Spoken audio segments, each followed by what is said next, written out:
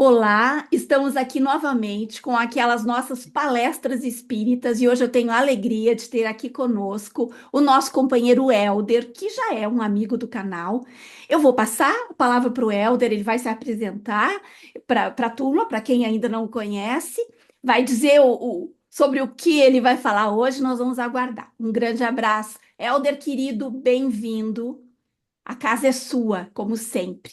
Te, apres- Obrigado. te apresenta aí para os Obrigado. novos membros da comunidade. Bom, vou me apresentar. Meu nome é Helder, eu sou de Fortaleza, sou espírita há algo em torno de 25 a 30 anos. Sou um pesquisador, me considero um pesquisador porque eu não só estudo, eu vou muito além, eu tento pesquisar sobre um assunto, sobre várias óticas, sobre a ótica não espírita, para que a gente possa ter uma visão cada vez mais rica daquilo que a gente fala. Então, me considero hoje alguém que pesquisa a doutrina espírita. Não na sua parte mais interior, que é aquela parte menos que não tem muita discussão, mas as bordas da doutrina espírita, até onde Kardec foi, é exatamente nesses locais que a gente precisa pesquisar, estudar, para poder perceber para onde que a gente tem que caminhar, né? Porque Kardec deixou claro que a doutrina espírita não era uma obra fechada, era uma obra que deveria, com o tempo, até se expandir de certa forma. E eu procuro fazer exatamente isso, estudar sobre a minha ótica e quando eu posso compartilhar esse meu pensamento, essas minhas pesquisas com outras pessoas, para mim é motivo de felicidade. Querido. É Maravilha, Helder. isso. Vamos então ao que tu tem a nos dizer hoje, que eu estou ansiosa. Bom, então vamos lá. Bom, de antemão, por que que eu resolvi escrever sobre esse assunto, como enfrentar o ódio? Um youtuber muito famoso aqui no Brasil, Felipe Neto, lançou um livro recentemente, o está por lançar, eu não sei bem, E lançou. sobre como enfrentar o ódio. Como enfrentar o ódio, né? E ele está preocupado com aquele lado político, aquele lado com a visão de um youtuber, e o livro dele provavelmente deve ser muito bom, não li ainda. Mas na medida que eu vi o título do livro, eu entendi, nós precisamos fazer alguma coisa, nós precisamos saber como enfrentar o ódio sobre a ótica cristã, sobre a ótica espírita, né? E Uhum. tentar fazer um resumo disso numa palestra, num bate-papo com as pessoas, porque eu acho que os enriquece e também me enriquece na medida que eu pesquiso para poder expor. Sim. Essa é a ideia. E precisamos Podemos aprender. começar? Claro, tudo contigo, querido. Então vamos lá. Primeira coisa que a gente precisa falar é sobre como descrever o ódio, né? Porque as pessoas são mais ou menos assim, retratam o ódio de, eu estou com ódio disso, eu estou com ódio daquilo, e às vezes a pessoa não tem ódio, ela tem só, ela usa um termo genérico que se aprendeu a usar, que a palavra ódio em português é um pouco como a palavra amar também, no seguinte sentido, o odiar e amar, mesma coisa. Amar, em grego, tem várias palavras para traduzir para o grego, que é amar. O amor à esposa, o amor aos filhos, o amor universal e por aí vai. Ódio, odiar é mais ou menos a mesma coisa. A gente diz que odeia tudo, quando na verdade a gente não odeia. A gente tem uma raiva momentânea, algo assim, mas odiar é desejar o mal com toda a intensidade da alma, né? Então, de antemão, tenhamos esse cuidado de não usar essa palavra que é tão pesada para dizer que odeia, quando na verdade você está com uma raiva momentânea.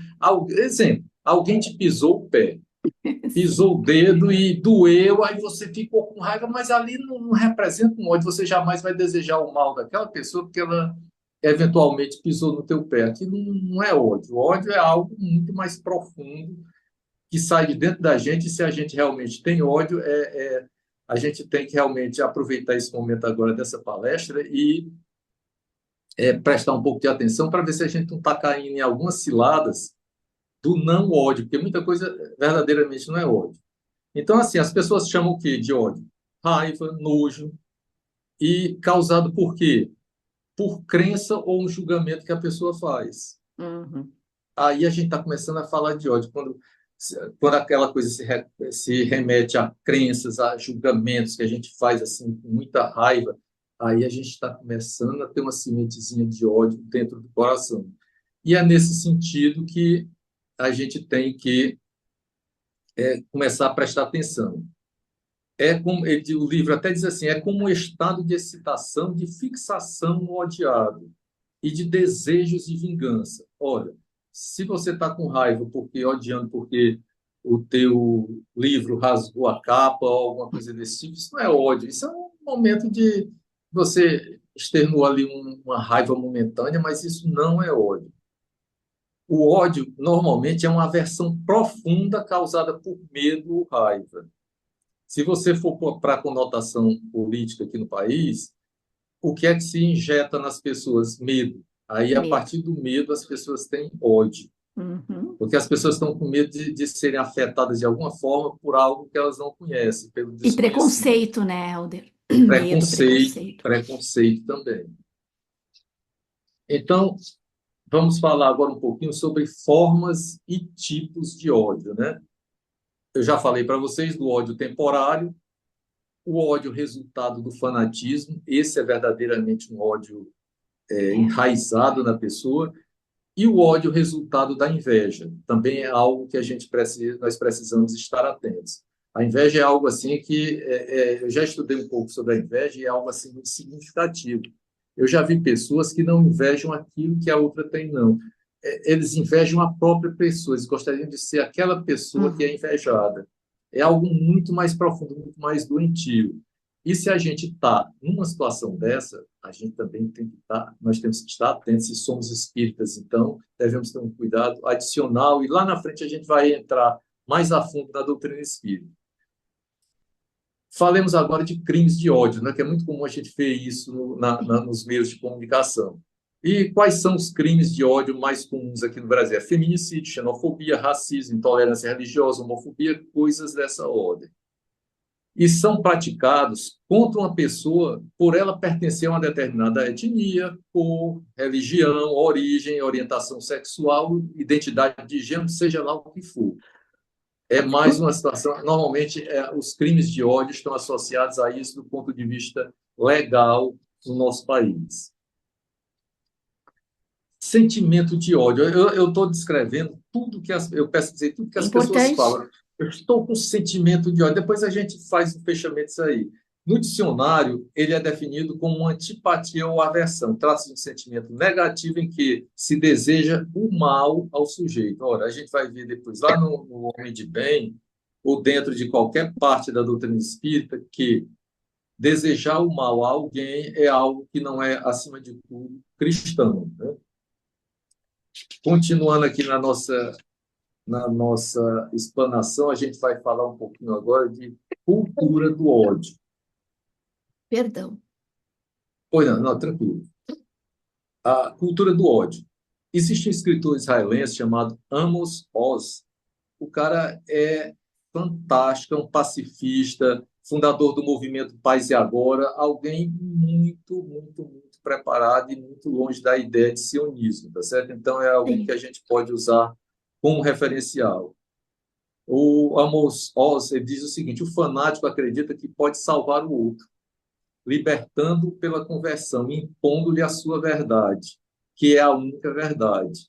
E é aqui que reside o perigo. É. Por quê? O fanático ativista sente-se moralmente superior. Por que que ele sente-se moralmente superior?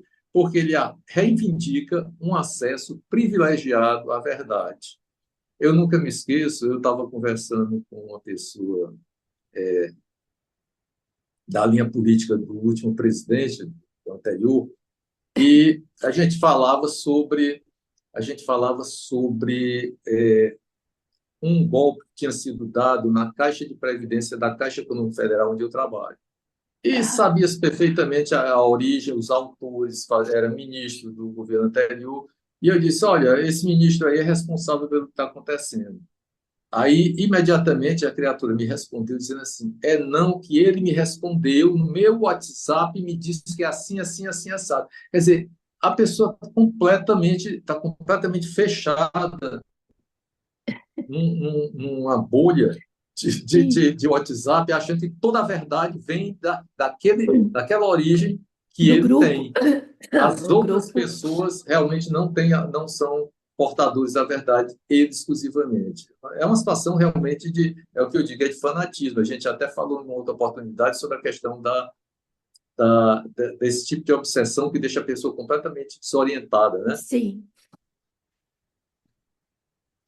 Bom, aí o que é o problema do fanático? Perder o fanatismo é abrir as portas à ambiguidade, é abrir as portas a uma outra opinião. E o fanático não aceita isso.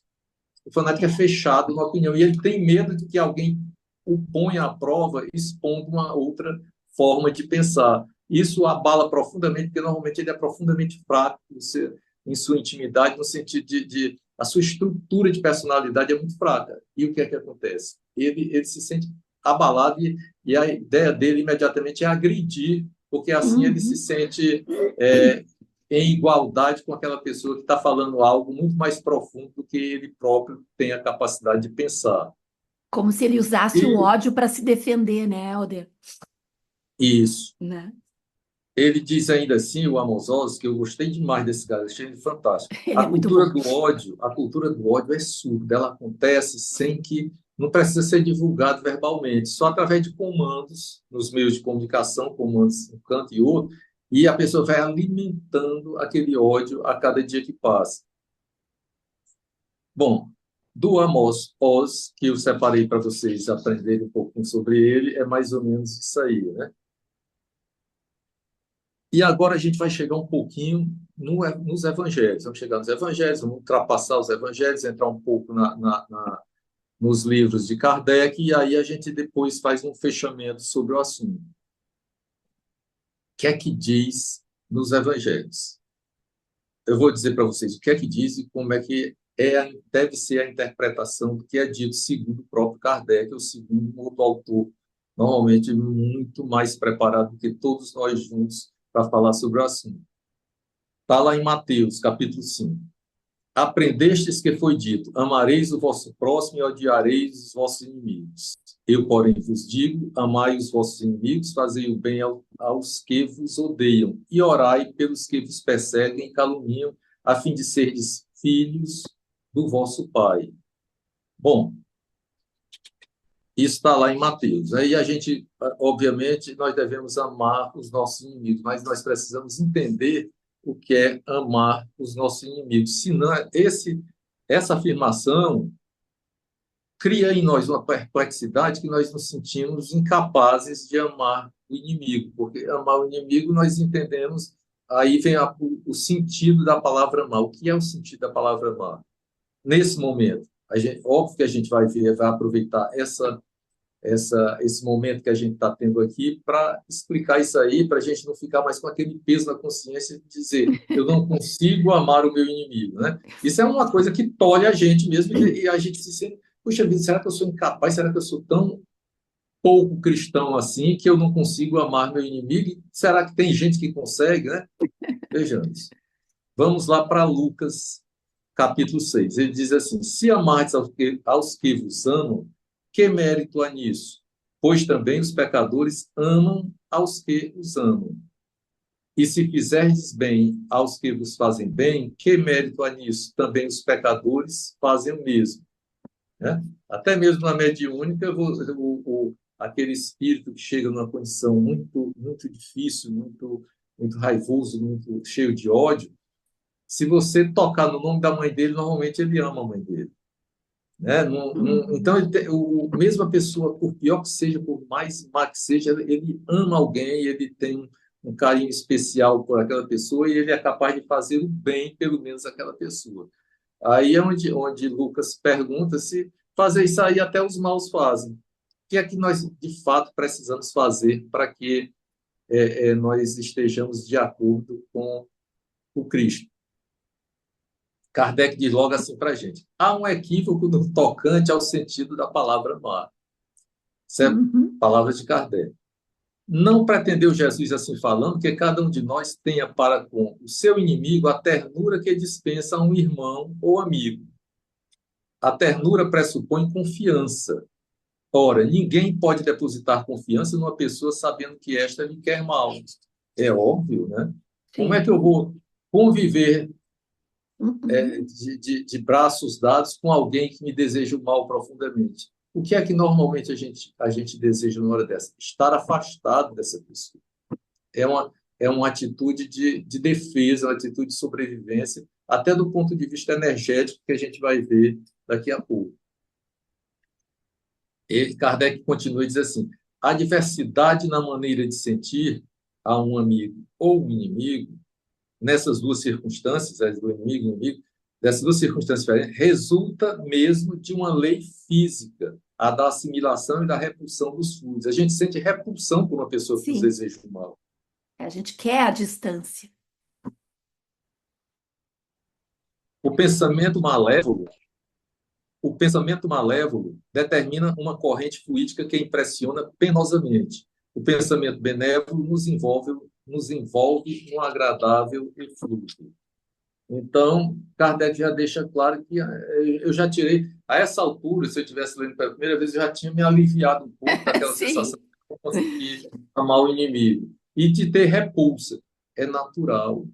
É uma sim. repulsa fluídica, né? Então a E gente querer pode ficar distância também é natural. querer distância também, porque aquela pessoa normalmente nos faz mal de alguma forma. Porque Uhum, quando ela está nos desejando mal, é como se ela estivesse lançando dardos energéticos contra a gente. E a gente uhum, sente o impacto disso, né? Se nós uhum. fôssemos, talvez, espíritos extremamente elevados, talvez nós conseguíssemos defender melhor dessa atuação, vamos dizer assim, do mal, entre aspas. Mas como nós somos ainda espíritos muito imperfeitos, a gente sente o efeito disso. Sim.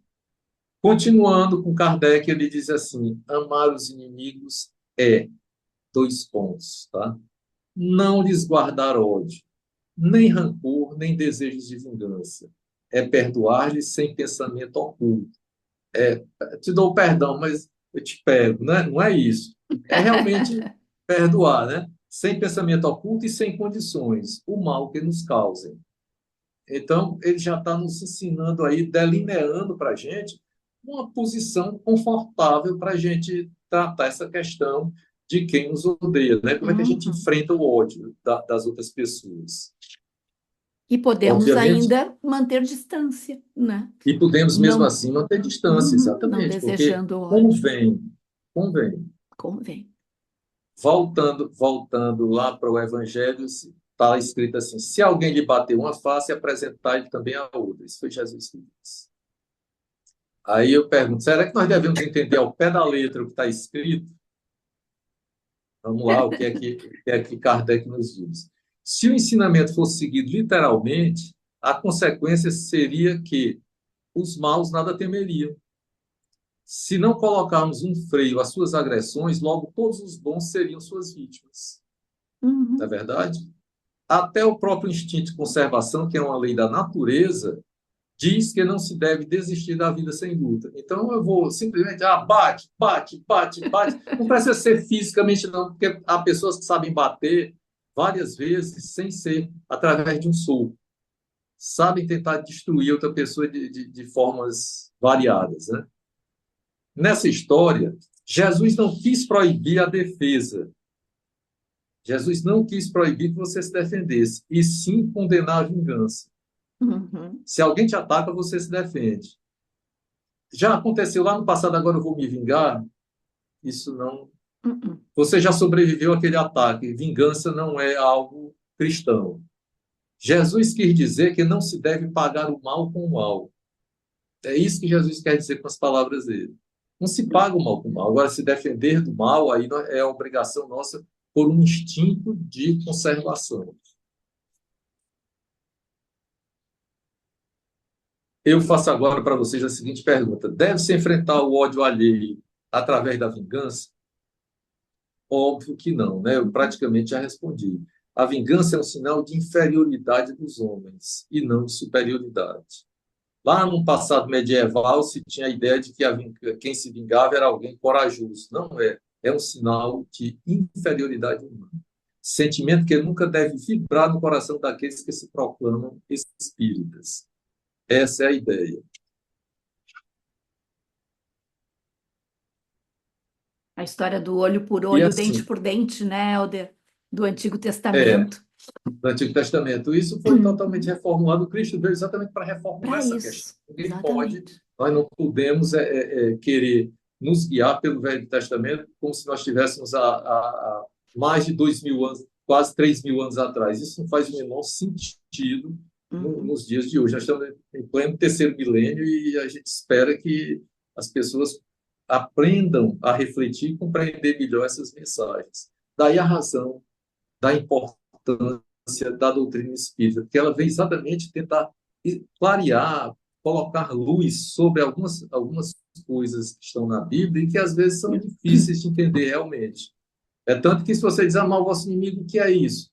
Kardec explicou detalhadamente o que seja amar o inimigo, para que a gente nós não nos sintamos culpados por aparentemente não conseguir. Uhum. Gente, todo mundo gosta do texto O A minha Homem de internet Bem. está meio lenta hoje, viu, Helder? Não repara. Eu Tá, congelo às vezes. eu tô percebendo.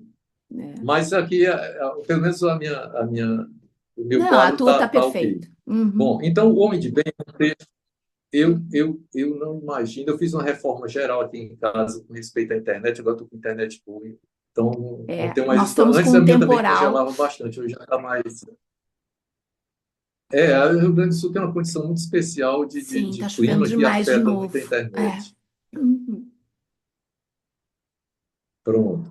Então, como eu estava falando, O Homem de Bem é um dos textos que eu não conheço um só espírita que não goste. É um texto assim que deixa a gente leve, mesmo que a gente não consiga ser o homem de bem ainda, mas a gente consegue se projetar naquele homem de bem idealizado pela espiritualidade por Kardec. Então, lá no texto, eu separei só 3 trechinhos para a gente não perder muito tempo. Lá Sim. diz assim, que o homem de bem retribui o mal com o bem, Uhum. tá certo? Toma a defesa do fraco contra o forte, por aí vai. O homem de bem tem como certo que aquele que prejudica a outrem com palavras malévolas, que fere com o seu orgulho, o seu desprezo, a suscetibilidade de alguém, falta o dever de amar o próximo e não merece a clemência do Senhor. E por último, o homem de bem não alimenta ódio, nem rancor, nem desejo de vingança. Então fica claro assim que se você verdadeiramente quer ser um homem de bem, não é se vingando, não é tendo ódio pelas pessoas, não é Uhum. sentindo raiva, só faltando se acabar estragando com a sua saúde, porque do ponto de vista da saúde, quem odeia realmente vive menos, porque toda aquele conjunto de secreções que o nosso corpo promove quando nós temos ira, ódio, É muito tudo é pesado. coisa que faz muito mal. É como se nós estivéssemos tomando um ácido que está corroendo pouco a pouco o nosso corpo. Aí, gente, vem o ódio decorrente da inveja, né? O ódio decorrente da inveja também é algo muito patológico, eu diria, tá certo? Nossa. Há pessoas, infelizmente, que são assim, eu conheço pessoas assim, e é uma coisa assim que a gente deve, de alguma forma, abominar. Não abominar a pessoa, mas a ideia que é muito pesada, sabe? Muito É. pesada mesmo.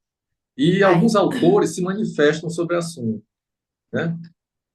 Hermínio de Miranda é um que diz assim, que sentimentos desarmonizados que potencializados pela vontade consciente ou inconsciente acarretam distúrbios consideráveis em pessoas, animais ou plantas. Então, eu, com o poder do meu pensamento desejando mal, eu posso realmente maltratar uma planta, um animal, uma pessoa. Exemplos Uhum. de planta aqui na minha casa, então, tem um jardim um pouco grande aqui na frente. Sim.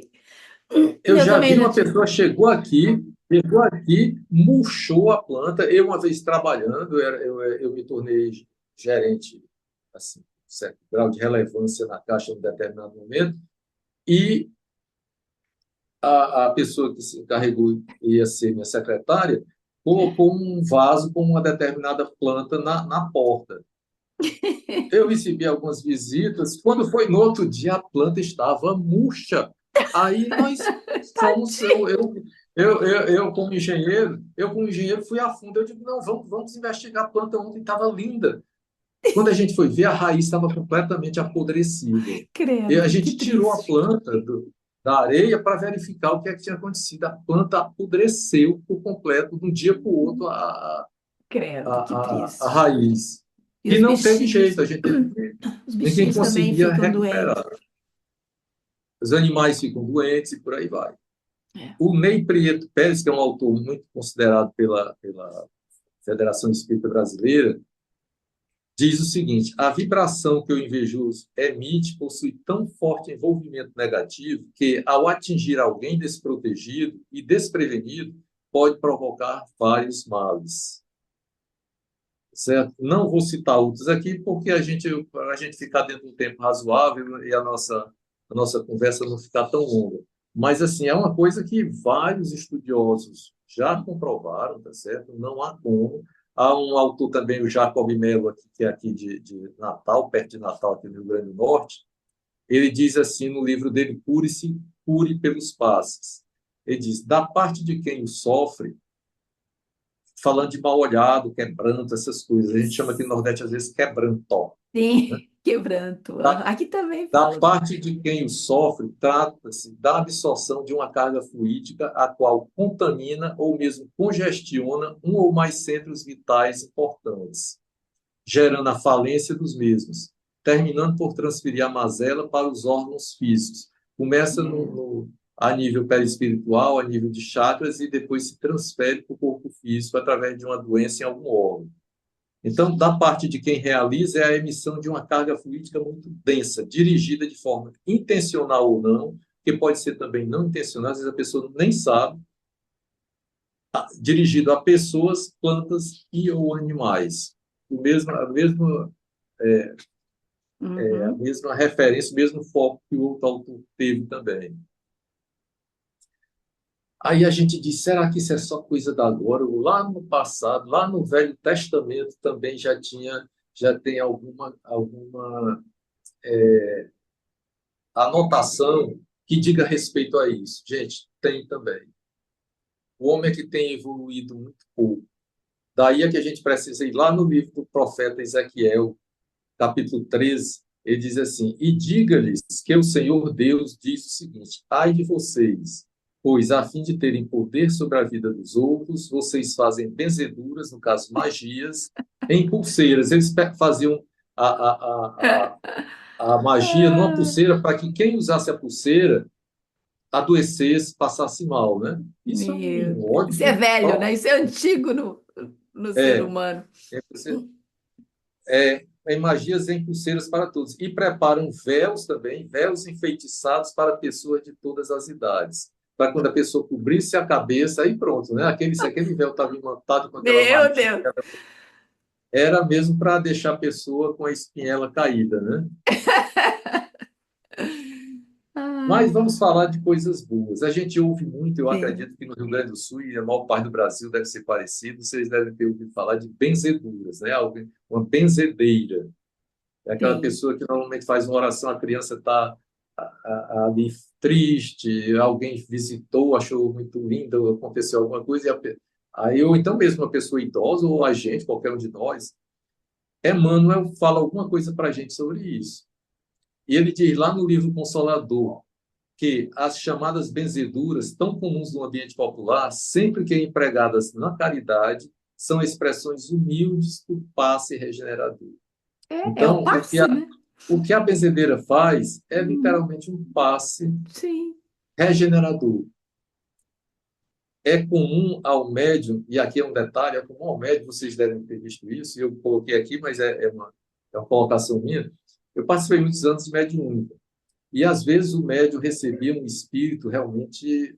Eu não gosto de usar a palavra trevoso, porque é um espírito de um ser humano, e eu acho que não merece essa palavra. Um espírito assim muito irado, muita raiva, com muito ódio, aquele que chega mesmo assim, É, e o médium fica num estado realmente difícil depois que conclui é aquele momento desgastante para o médium. profundamente desgastante. Nessa hora, o que é que a gente faz? Uma benzedura no médium. E em questão de 30 segundos, um minuto ou um pouco mais, ele está plenamente recuperado. porque energias benfazejas foram colocadas sobre aquele médium, retirando aquelas energias que são deletérias, que estão causando um mal-estar profundo no médium. Mas isso tudo resultado de quê? Resultado do ódio daquele espírito que estava se manifestando naquele momento. Bom, gente, continuando, a gente já está se preparando aqui para finalizar. São as últimas colocações que eu vou fazer, mas são as colocações Não exatamente tem que nós pressa, precisamos. tem bastante Não, tempo. mas são as colocações assim que nós Sim, precisamos, porque quando você enfrenta um problema, como enfrentar o ódio, a gente tem que finalizar dizendo, puxa vida, então como a gente enfrenta? é. Obviamente que Jesus deixou muitas colocações, nos alertou, Kardec esclarece muita coisa, mas na prática mesmo, o que é que a gente faz, né? E é agora que eu quero começar a chegar Um nessa banho de sal parte. grosso. Aqui é exatamente, porque a gente precisa, meu Deus, estão me odiando, o que é que eu tenho que fazer na vida para me livrar desse ódio, né? Quem quer permanecer no ódio, no estado de ódio, fica, mas eu quero simplesmente viver bem com minha Sim. família, viver bem no trabalho, viver bem onde eu estudo, alguma coisa dessa ordem, né? Jesus, uma certa vez, disse assim: Não creiais que eu tenha vindo trazer a paz, mas sim a divisão. O que é que ele quis dizer com isso? Não vim trazer a paz, mas sim a divisão. Vamos lá. O que é que está dito? É um pedacinho um pouco longo, mas é de uma clareza que merece, assim, eu peço licença a vocês para ser um pouquinho mais demorado aqui, mas é porque é muito claro e me tocou profundamente, senão não estaria aqui esse texto, porque eu tive que escolher o que eu ia apresentar diante de muita coisa, né? Isso aqui é uma Sim. seleção das coisas que eu, pelo menos eu considerei, na minha visão, melhores para repassar. Não creais que a minha doutrina se estabeleça pacificamente. Ela trará lutas sangrentas, tendo por pretexto o meu nome, porque os homens não me terão compreendido, ou não me terão querido compreender, deliberadamente. Né? Os irmãos, separados pelas suas respectivas crenças, desembanharão a espada, uma contra o outro, e a divisão reinará no seio de uma mesma família, cujos membros não partilhem da mesma crença. Ora, isso é a Uhum. coisa mais comum hoje, quer do ponto de vista religioso, quer do ponto de vista político. Sim. Quer dizer, a gente tem que perceber que momento planetário ou da humanidade nós estamos vivendo, porque isso está acontecendo de uma forma muito intensa. Porque no passado você tinha pessoas de religiões diferentes, mas as pessoas não eram inimigas. Hoje, determinadas concepções religiosas, elas querem te converter a ferro e fogo, porque elas são exclusivas detentoras da verdade. Né? Diferentemente da doutrina espírita, que não converte ninguém, não Uhum. pega no braço assim de ninguém para fazer com que essa pessoa adentre a uma casa espírita. Todo mundo que entra numa casa espírita entra com seus próprios pés e sai também com eles, sem dificuldade alguma. E sem nada a pagar também. Então eu estava onde, deixa eu ver aqui, é porque é muito. Ele, sim, ele diz assim: Jesus, vim lançar fogo à terra para expungi-la dos erros e dos preconceitos. Do mesmo modo que se põe fogo a um campo para destruir nele as ervas más. Olha que coisa pesada. E tem pressa de que o fogo se acenda. Ele ainda tem pressa, Jesus tem pressa. Para que o fogo se acenda, para que a depuração seja mais rápida, visto que do conflito sairá triunfante a verdade. A craseada, à guerra sucederá a paz. Ao ódio sucederá, ao ódio dos partidos, eu não sei nem por que está escrito partidos aqui, né, mas está escrito desse jeito. Ao ódio dos partidos sucederá a fraternidade universal. Às trevas do fanatismo sucederá a luz da fé esclarecida. Que Gente, bonito. isso é muito profundo, tá certo? É muito E se você bonito. associa isso à ideia da separação do joio e do trigo, a parábola do joio e do trigo, isso clareia para a gente com uma cristalinidade assim espantosa todo esse momento que se vive hoje. As pessoas viviam todas entre si, todas iguais, todas aparentemente boazinhas, todas com as suas máscaras demonstrando serem pessoas boas e dignas do nosso convívio. Uhum. Quando essas pessoas sentiram a oportunidade de mostrar quem verdadeiramente eles eram, quando a régua moral da sociedade baixou bastante, eles se mostraram como verdadeiramente eram. O joio cresceu e se diferenciou do trigo, porque enquanto ele é pequeno, ele é exatamente igual ao trigo. É, E não há outra solução a não ser arrancar todo o joio, enfeixá-lo e queimá-lo, no bom sentido, né? sim. Mas isso é necessário, quer dizer, essas pessoas, elas caíram numa cilada de se expor socialmente como verdadeiramente são, odiosas, desejando mal, invejosas, com algum grau assim de é uma inveja até do ponto de vista É até do perversidade, né? conhecimento, Uhum. até do ponto de vista do conhecimento, ela inveja o conhecimento. E como ela não tem como enfrentar essa situação, ela combate por algum tipo de violência. E o É isso, negacionismo, né? negacionismo e tudo Uhum. mais quanto há. Eu estou falando isso aqui para pessoas, eu tenho certeza que a minha palavra vai estar dirigida às pessoas que já têm e vão ter mais, porque as que não têm esse conhecimento ainda vão ter menos, porque não há como enfiar na cabeça das pessoas o que Jesus deixou muito claro para que todos nós aprendêssemos e seguíssemos as suas palavras, né? E isso, assim, cada vez mais cada dia que passa, quanto mais eu estudo, mais eu me sinto assim confiante que escolhi o caminho certo, né? O caminho da verdade, o caminho da retidão, de coisas boas, de procurar fazer o bem. Eu já disse isso mil vezes e não canso de dizer nas aulas que eu dou do ESE, onde quer que eu esteja. Eu não sou uma pessoa boa, mas eu me esforço para ser uma pessoa boa a cada dia que passa. Eu me esforço para fazer o bem o tempo todo. Se eventualmente eu errar, é dada a minha imperfeição, mas eu chamo, estou inclinado ao bem. É isso que eu acho que Deus deseja nesse estágio da humanidade, é isso, que todos nós estejamos inclinados ao bem. Homem, cidadão de bem, nem pensar, Sim. É. nem pensar. Então, Exatamente. como afastar o ódio de nossas vidas? Agora a gente realmente está. Aquela parte era mais demorada. Como afastar o ódio de nossas vidas? Aí eu vou de novo lá para Marcos, porque o Helder dizendo que de repente quem é o Helder para dizer como é que a gente faz, né? Mas Marcos, o evangelista, para mim ele é capacitado. Seja o que for que peçais na prece, crede que eu obtereis e concedido vos será o que pedires. Ora, gente, se a gente está diante de um ataque, a prece é o nosso escudo. É a prece que verdadeiramente vai nos mudar de padrão vibracional para que nós não sejamos atingidos pelo ódio de determinadas pessoas. Se afastar, evidentemente, é bom, mas às vezes nem sempre a gente consegue, porque o ódio às vezes está dentro da nossa própria casa. Então, o jeito que tem é a gente estar sempre em prece nesses momentos de aflição. E, por último, eu vou encerrar com Congelei Santo de novo. Agostinho, que tem uma passagem assim. Congelei de novo. Oi, congelou um pouquinho, eu não vi. Ah, Congelei, congelou de mas novo, mas não já tem problema não. já Olha, descongelei. já voltou? Pronto. Já voltei. Pronto.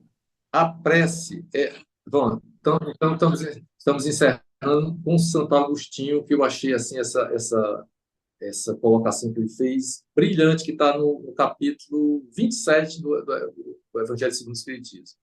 A Sim. prece é o orvalho divino que aplaca o calor excessivo das paixões. Sem mescla de desejos carnais, são divinas todas as aspirações. Em resumo, quando a gente não pede bobagem na prece, tudo que a gente pede é atendido. Agora, quando são bobagens no campo da mescla de desejos carnais, aí realmente, raramente nós seremos atendidos e a gente sempre supõe que não vai ser. Mas quando são pedidos que possuem uma nobreza de espírito muito grande, aí sim nós somos atendidos e nessa hora a nossa fé se fortalece. Sim. Gente, era isso aí que eu tinha para Querido. dizer para vocês. Não há uma fórmula mágica, há um esforço pessoal muito grande para que a gente se livre desses problemas e uma habilidade pessoal muito grande também se faz necessário. Exatamente. É E isso. tentar buscar apoio, né, Helder? Pessoas que estejam atravessando, como tu disse, às vezes é dentro de casa que está acontecendo algum tipo de discórdia muito violenta, muito grande. Buscar apoio, tentar buscar ajuda, seja espiritual, seja, né, Sem social, dúvida, enfim. É sem isso. dúvida. Querido, eu te agradeço de coração. Tu sabe, eu até apareceu uma mensagem que a minha internet aqui está muito instável, por isso que eu andei congelando alguns minutos aí. Nós estamos, como eu te falei, o temporal está piorando, então vamos encerrar antes que a gente acabe no meio do caminho. Eu Um, esqueci de dizer algo no começo. Eu queria lhe agradecer mais uma vez o convite que ok. você me fez para participar da sua página na internet no YouTube, seu canal no YouTube, e poder estar transmitindo aquelas coisas que eu gosto de fazer depois que eu Sim. estudo bastante. Tu já é de casa, meu querido. Tu já é membro fundador aqui da nossa comunidade. Querido, Eita, um pesado. grande beijo, um grande beijo. Beijo Fica também. bem. Foi Tudo ótima de bom. essa tua colocação hoje. E é isso, a gente se encontra mais adiante, tá bom? Se Um Deus grande quiser. beijo para ti. Tchau, Outro, um tchau. abraço. Tchau. Tchau, tchau.